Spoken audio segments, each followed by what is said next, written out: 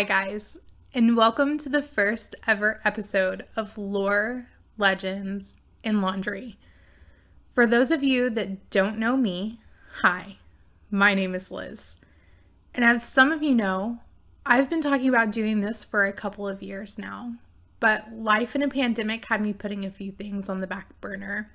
Now that all my kids are in school full time, and I still have piles of laundry on my hands, I can finally make this podcast a reality. Now, I know everyone despises laundry, but everyone loves a good story full of lores and legends.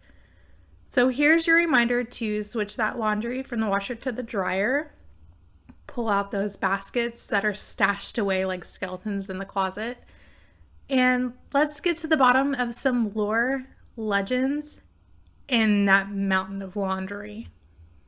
This legend holds a special place in my heart. As some of you know, I lived a good portion of my life in the Arkansas River Valley. I grew up hearing stories of ghosts, cryptids like the legend of Boggy Creek, and tales of criminals like Pretty Boy Floyd that hid in the area and around the Ozark Mountains. I can remember so many times driving past this location and being told time and time again about the phantom of the King Opera House. I have memories of seeing plays here and not being able to concentrate on the play itself because I didn't want to miss seeing the Opera House ghost lurking about in one of the dark and empty boxes. Now, I want to share that story with you. This is the legend of the Phantom of the King Opera House.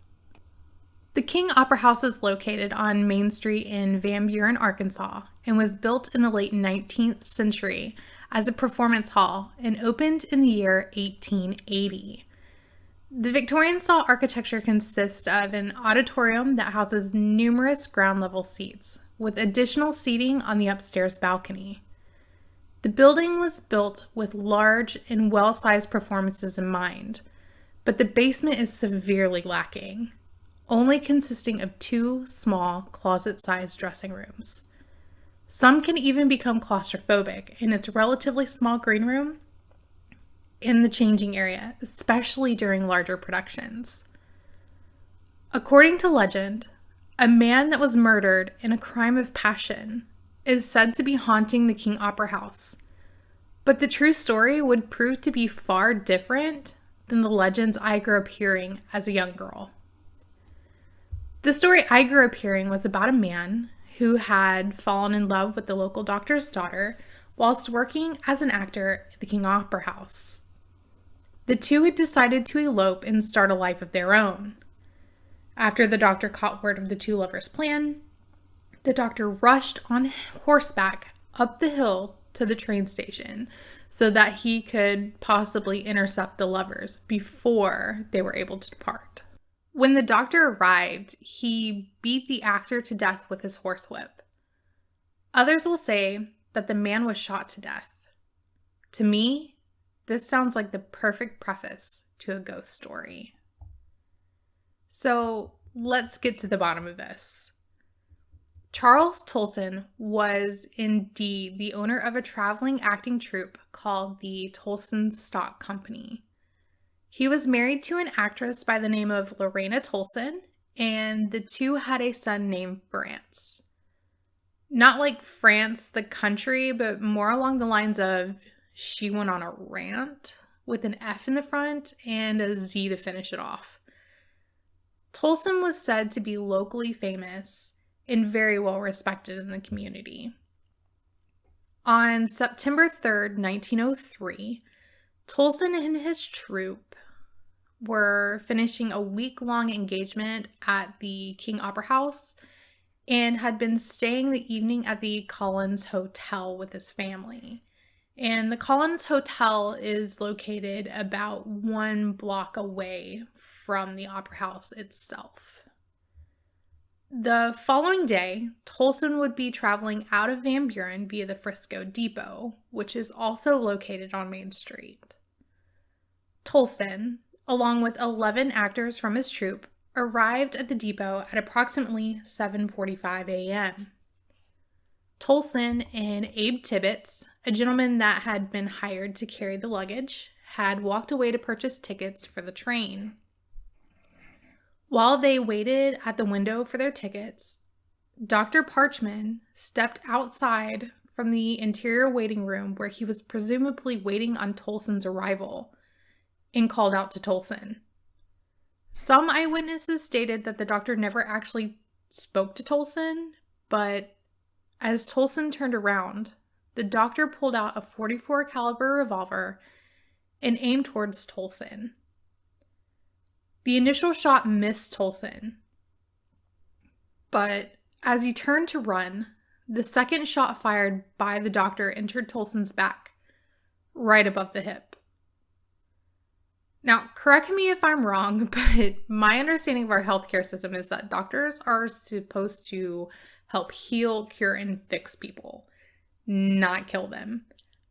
I can't imagine that our idea of healthcare has changed from killing people to helping save lives in the last 100-ish years. But I'm pretty sure from the earliest days of healthcare, doctors weren't intentionally going around unaliving people. There were definitely codes of conduct or a board of physicians to discuss, stuff like that. Right? Anyway, let's get back to Tolson and the towels. So the gunshot hit Tolson with so much force that it caused him to spin and face the good doctor as he fired once more into Tolson's chest. But luck stepped in for the actor. The shot to his chest was stopped by a watch in his breast pocket. Like being shot when wearing a bulletproof vest, it still hurt like the dickens and caused Tolson to crumple to the ground beneath him. As oddly as this ordeal began, the doctor just simply turned around and walked quietly away. Excuse me, but who just walks up to a random dude, shoots him 3 times, and walks away like nothing happened? Sounds to me like the doctor needs to see a doctor himself. After being put on the arriving train to Fort Smith, Tolson was admitted to the nearby Bell Point Hospital, which is now Sparks Ambulatory Surgery Center. But unfortunately, he died from his wounds the following day. But before entering the afterlife, Tolson had said that he had only given Allie some good advice and considered the doctor a friend.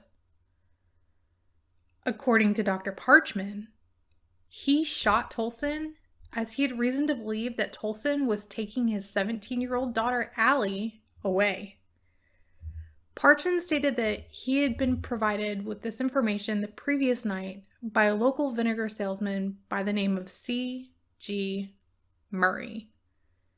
Now, there was absolutely no proof that Tolson had been in love with the girl or had even planned to run away with her. Also, Allie wasn't anywhere to be seen on the morning of the shooting. Although the two did know each other, there just wasn't any proof of a relationship between the two of them at all. It is possible that Allie, being the typical 17-year-old girl that she was, had thoughts of joining the acting troupe and skipping town due to her overbearing father. At least, that's what had been found written on a piece of paper inside her purse. But again, there was no proof of her actually trying to run away. One of the troupe's actors, J.C. Godley, had told the local newspaper that Allie was quote-unquote stage struck and had been hanging around with the actors at the Opera House a lot lately. He stated that Tolson took Allie aside and told her that she needed to stop hanging around so much and to go home. According to newspaper reports, it was actually Murray. Remember Murray, the vinegar salesman? Yeah. It was stated that he was actually the one who was madly in love with Allie, and that he made it known that he had an unsavory interest when it came to her. He was extremely jealous of the attention that Allie had been giving to Tolson, and at one point even told her that his wife was deteriorating in a nursing home in Louisiana, and wanted to marry her as soon as his wife took her last breath. I don't know about you, but if my spouse was dying in a nursing home, I would be more worried about spending my last days with them and making them feel loved and creating a few last happy moments for them, not out chasing someone, especially someone that had absolutely no interest in me. No means no, Murray. At this point, I think it's possible to say that Murray concocted this whole thing after watching her fawn over Tolson and his exciting life as an actor, just to ensure that she could never leave. After Dr. Parchman gunned down a defenseless and very clueless Tolson, he went home, got a hold of Sheriff Jim Pitchcock, and told him exactly what he had just done to Tolson. Sheriff Pitchcock did issue a warrant for Dr. Parchman on the charge of assault with intent to kill, and the doctor was taken in with bail set to the amount of $1,000, which is roughly about $33,000 in today's money. On June 24th of 1904, the trial against Dr. Parchman began. The doctor's good friend, Colonel Oscar L. Miles, stepped in as the lead counsel. Several of the witnesses, which included Murray and the doctor's daughter, Allie, were nowhere to be found during the trial as they had left Van Buren immediately following the shooting. Colonel Miles had defended Dr. Parchman by addressing the different degrees of murder and how his actions as a father trying to save his daughter could be justified. He had stated in his closing argument that Tolson was the quote-unquote would-be destroyer of Allie's purity. The Fort Smith News Record published the colonel's closing argument. I quote, "In the event of an assault, he had no right to expect to get off with his life. Numbers were against him, and criminal experience was his adversary. He hesitated not, placing upon the sacrificial altar the accumulation of a lifetime. He went forward to the discharge of his duty, calmly, coolly, without wavering or hesitation, not as a murderer skulking in the nighttime to consummate an assassination, but rather as a good citizen, feeling and knowing the supporting and protecting care of the law." End quote. The jury would go on to deliberate their findings. The first ballot came back with 10 votes for acquittal and 2 for guilty. The jury was sent to deliberate once more, and the second ballot came back unanimously, finding the defendant not guilty by reason of self-defense. The doctor got away with murder. I know. There was zero evidence to support that Tolson did anything wrong. Dr. Parchman shot him based on a lie, but because no one was there to defend Tolson and Tolson himself moving on to the afterlife, Dr. Parchman walked away scot-free. Oh, and our story doesn't end there. Once the trial had come to its conclusion, Tolson's wife, along with their son France, remember, not like the country, would continue to travel with the acting troupe, and she would go on to later remarry. As for Allie, she was sent away to live with a distant relative in Missouri, never to set foot in Van Buren again. She would go on to marry in 1907 and is buried in Corpus Christi, Texas. But there isn't much else known about how she lived out her life. And for Dr. Parchman, well, he tried to live a quiet life, but received very little sympathy from the community for his actions against Tolson, many of which would condemn him for the rest of his days. Tolson can be found buried in Oak Cemetery in Fort Smith, Arkansas, but it is said that it is his ghost that lives on within the walls of the King Opera House. Several employees have stated that When they are alone, they often feel like there is someone in the room with them, watching. One witness stated that she once turned off the lights upon leaving for the evening, only to discover every light in the theater had turned on by itself by the following morning. Some have even said that they have seen the ghost of the young man in person. Tolson's ghost is said to be seen dressed in a top hat and Victorian-style coat with a long cape.